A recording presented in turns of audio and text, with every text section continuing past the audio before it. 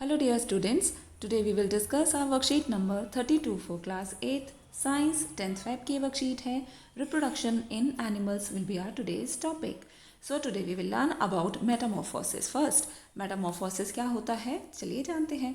We all know that animals such as human, lions, cat, dog all produce young ones that resemble their parents at the time of birth. हमने देखा है कि जो human, lions, cat and dog होते हैं और भी बहुत सारे ऐसे एनिमल्स हैं जिनके जो बच्चे होते हैं वो जन्म के समय बिल्कुल अपने माता पिता के जैसे ही नज़र आते हैं.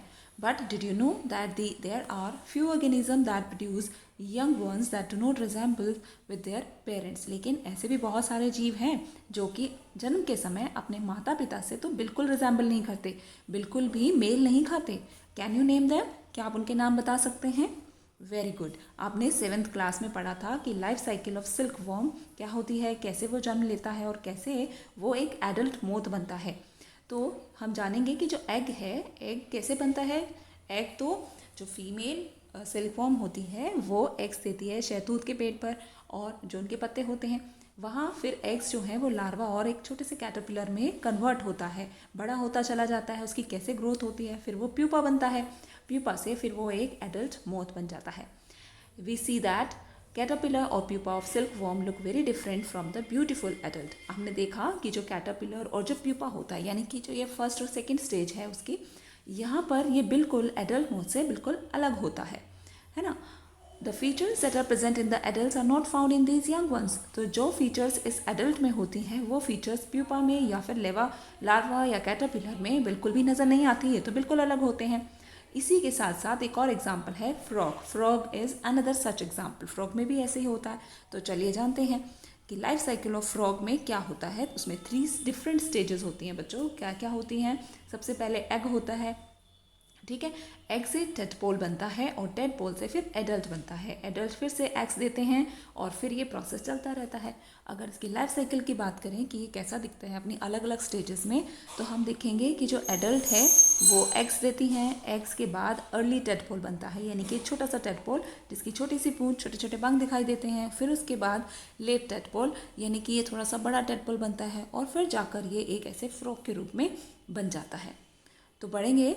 The eggs fetch to produce the larval stages of frog in which it is known as tadpole. सबसे पहले eggs जो हैं वो tadpole के रूप में बदलते हैं, और जो ये tadpoles होते हैं they have tail and fins just like the fishes have. ये जो tadpoles होते हैं इनके tail होते हैं, इनके fins होते हैं, कुछ पंख जैसे दिखाई देते हैं और tails होती हैं ताकि वो fishes की तरह पानी में तैर सकें. They are able to swim in water like fishes, और वो पानी में fishes की तरह swim कर पाते हैं, तैर पाते हैं. Now the tadpoles grow into an adult frog that loses tail and fins and capable of jumping and swimming. लेकिन आपको पता है इसके बाद क्या होता है? इसके जो पंख हैं और जो इसकी टेल है वो फिर कन्वर्ट हो जाती है एक बड़े मेंढक में. और मेंढक की तो कोई टेल या कोई भी फिन्स नहीं होते, वो तो सिर्फ जंपिंग करके और स्विमिंग करके पानी में रह सकता है, क्योंकि वो स्थल पर भी रहता है, लैंड एनिमल भी है और वाटर एनिमल भी है, तो इसलिए उसको इनकी अब ज़रूरत नहीं पड़ती, वो कूद कर और स्विम करके पानी में रह सकता है. So we can say that transformation of the larva into an adult through drastic change is called metamorphosis. तो देखा आपने कितना ड्रास्टिक चेंज हुआ, एक टेडपोल से एक बड़ा मेंढक बन गया. तो ये जो ट्रांसफॉर्मेशन होती है जिसमें लार्वा से एक एडल्ट में बनने तक बहुत सारे ड्रास्टिक चेंज हो जाते हैं, वो प्रोसेस मेटामॉर्फोसिस कहलाती है. I hope it's clear to you. आगे बढ़ेंगे. What about the changes that we observe in our body as we grow? तो हम अपनी बात करें, अगर ह्यूमंस की बात करें, तो क्या आपने कोई चेंज ऑब्जर्व किया है? तो do you think we too undergo metamorphosis? Certainly not.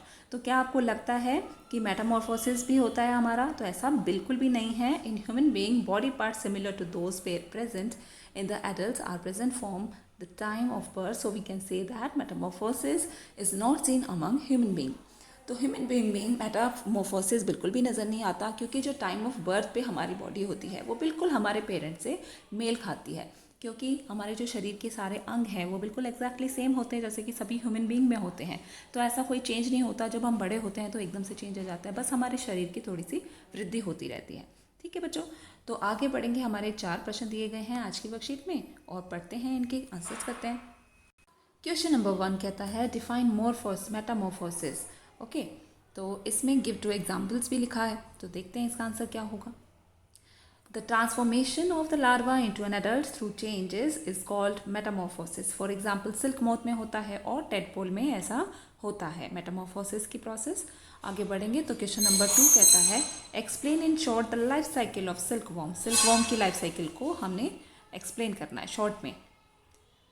तो इसके ऊपर हम हेडिंग डाल लेंगे, ये है life cycle of a silk moth. Egg बनता है पहले, है ना, अभी हमने डिस्कस किया. एग से फिर लावा, कैटरपिलर, फिर प्यूपा, फिर एडल्ट बनता है. We see that caterpillar of pupa of silkworm look very different from the beautiful adult. तो ब्यूटीफुल एडल्ट कुछ इस तरीके का होता है और फिर वो एग्स देता है. एग्स से लावा बनता है, प्यूपा बनता है. तो हम इस प्रकार से इसका आंसर लिख सकते हैं, हम ड्रॉ कर सकते हैं. आगे बढ़ेंगे तो क्वेश्चन नंबर 3 कहता है explain briefly the life cycle of frog. Frog की लाइफ साइकिल को हम ब्रीफली एक्सप्लेन करेंगे. तो इसमें आप ये लिखेंगे, ये इसका पूरा प्रोसेस होता है और कैसे कैसे वो एडल्ट बनता है और फिर से एग्स देती है वो जो एडल्ट होती है. तो ये पॉइंट्स भी आप इसके अंदर नोट डाउन करेंगे. तो नेक्स्ट क्वेश्चन देखें. Next question is does Metamorphosis occur in human beings. Explain. तो मेटामॉर्फोसिस ह्यूमन बींग में नहीं होता है. No, in human beings body parts are similar to those present in the adult from the time of birth, so we can say that metamorphosis is not seen among human being. तो बच्चों ये थी आपके आज की worksheet और आज की explanation and solutions. I hope आपको समझ आया होगा. तो ज़रूर लाइक कीजिएगा वीडियो को और अपने दोस्तों के साथ शेयर कीजिएगा. चैनल को सब्सक्राइब कीजिए ताकि आपको पता चल जाए कि कौन सी वीडियो अपलोड हुई है. इसलिए आपको बेल आइकॉन भी प्रेस करना है. Thanks for watching. मिलते हैं नेक्स्ट वीडियो में.